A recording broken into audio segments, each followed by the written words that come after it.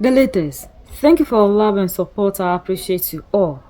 We are always trying to find answers to the reasons to which Africa is underdeveloped. Why are we not progressing like other people with all the resources that we have in this world? We have all the riches, yet Africa is still stagnant. What is it that we are doing wrong that is keeping us this way? One African warrior woman tried to explain how Europe has kept Africa underdeveloped for all these years. That these people have kept in some mechanisms, and they have a term for it called the illicit financial flow. And they have people that are doing these things. We have the corrupt politicians, we have criminals, and we have companies. They use these mechanisms to steal more than 80 billion US dollars from Africa every year. So sometimes they give us underreports. Even when they import something into the continent, they don't tell us the exact. So they can import like 10 and tell you they only imported like 5 or 4. The rest, the corrupt officials keep them. If it is a company, let's say this company is into rice processing. If the company is producing, let's say, 10 tons a day, they will put on record that it is, let's say, 3. So they will only be paying tax for only these 3. The remaining, they pack it. So with all these things that these people put in place, the African always loses this amount of money every year. And 50 years ago, he wrote a pivotal book, How Europe Underdeveloped Africa. And it was groundbreaking on many levels. And for me, someone who cares deeply about Africa's development, there's one element of his analysis that really stands out. Because Rodney talked about underdevelopment as a relationship of exploitation. One country by another, one class over another. And that statement is as critical today as it was in 1972 because the situation has gotten worse. African resources are stolen on a massive scale. In financial terms, the UN Commission on Trade and Development estimates that the continent loses nearly $88 billion a year. Companies, criminals, and corrupt officials steal more than $80 billion a year. Africa's outflows exceed direct investment and foreign assistance. This theft is facilitated by a number of complex mechanisms that are grouped under an umbrella term, illicit financial flows.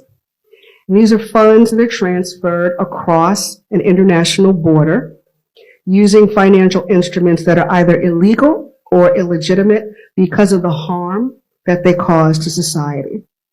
So that's a lot of words. What does that actually look like? So across the continent, one of the strategies used is a term called misinvoicing. And you find it a lot in the extractive sector. So let's say I'm a palm oil company and I have plantations in Liberia. And I tell the government that I've produced and processed 2 tons of palm oil. And then I pay taxes on the 2 tons, right? But I've really collected 10 tons and paid only the tax on the 2.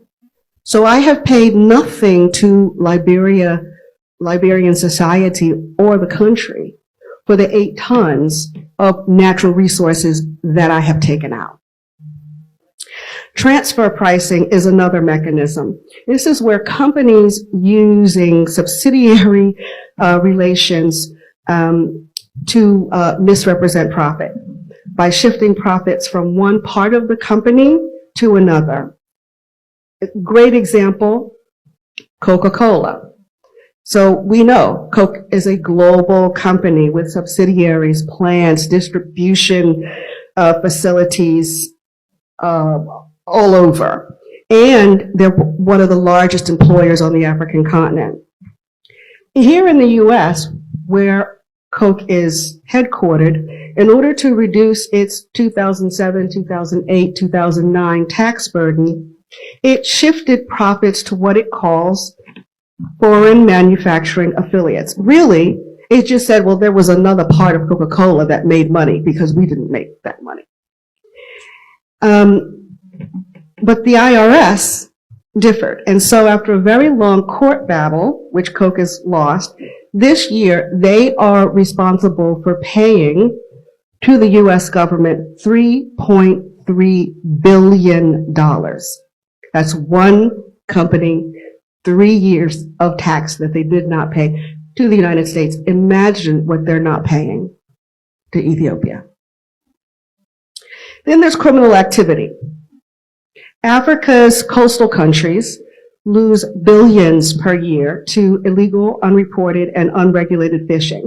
Ghana alone loses about 100 million a year. Foreign vessels from China, Russia, Taiwan, they operate without authorization from African countries. They fish out of season. They don't report or misreport their catches. And the impact of this theft is not only related to financial costs, because these practices also lead to the destruction of the marine ecosystem. They disrupt trade and foster economic migration. And so, what does this mean for African governments and people? It means that governments don't have the money they need to invest in their own development. It means that they cannot invest in essential services like health and education and infrastructure. They cannot address the environmental devastation at a time when the climate crisis it places an existential threat against most of Africa. Job creation is impossible. Livelihoods are destroyed, as is the case in the fishing sector. Really importantly, as we talked about the 500 years of humiliation, what the underdevelopment, the continued underdevelopment does also is that it helps maintain the political and historical narrative of African incompetence. Illicit financial flows are a global issue, but disproportionately impact Africa. In 2015, researchers reported that Ethiopia was in the top 10 of African countries most affected by illicit financial flows. Millions of dollars leave Ethiopia, and the levels are estimated to be the equivalent of 10 to 30% of the government's total revenue. In Ethiopia, the primary mechanism is trade misinvoicing. So the intentional misstating the value of a good or an item for the purposes of evading taxes or laundering money. In businesses, these are national and foreign, operating in Ethiopia, underreport the amount of imports in order to bypass tariffs and VAT. They underreport the exports leaving the country to avoid taxes. They overstate or over-invoice, again, to avoid tax by inflating the cost of production. Importers and investors also use fake contracts that indicate a higher price than a commodity's actual price to get foreign currency from banks in the country. And I would ask everybody in the room to just think for a minute about what Ethiopia exports and what it imports. It exports coffee and gold. And before the pandemic, there was a growing garment industry, textile production. and it imports petroleum and wheat and packaged medical products.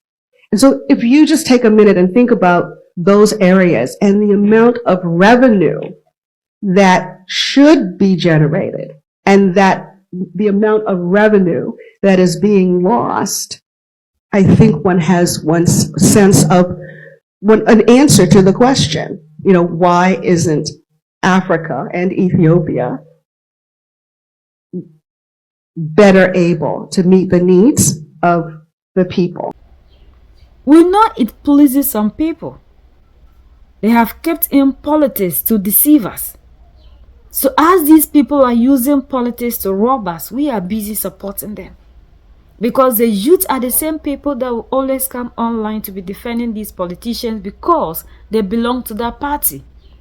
So instead of us all to unite to look at the things these people are doing wrong, we rather wear political party colors and we defend over 80 billion US dollars every year. Look at what we can use this money to be doing for the continent. And these are the things they are using to suck the resources out of the continent. They are systematically keeping us poor. But when they finish, they are the same people who point fingers at the leaders. And we all have bought into the narrative that the leaders are corrupt. The leaders are also part of the mechanisms that they kept in place in order for them to continue to be taking what they want from Africa. That is why they are not going after these leaders under democracy. Because they know the democratic elected, they have them right where they want them. The resources will continue to be leaving the continent every year. We need to understand that all these things that we see in Africa that has been legitimized are all against us.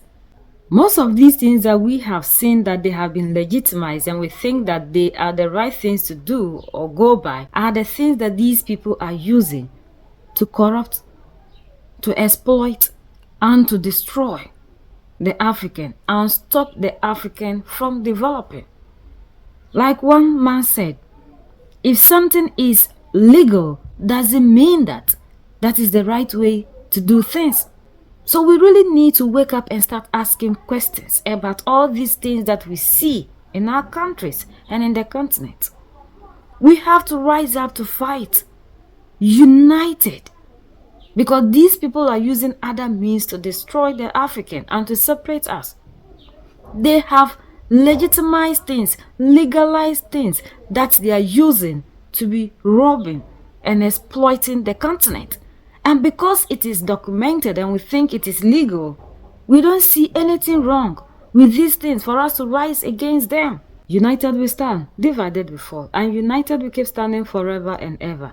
The greatest enemy of the African is mental slavery. So let's decolonize ourselves from mental slavery. Let's keep sharing to educate our brothers and sisters. Together we make Africa great for ourselves and the next generations that are going to come. So that's the latest around the world and in Africa.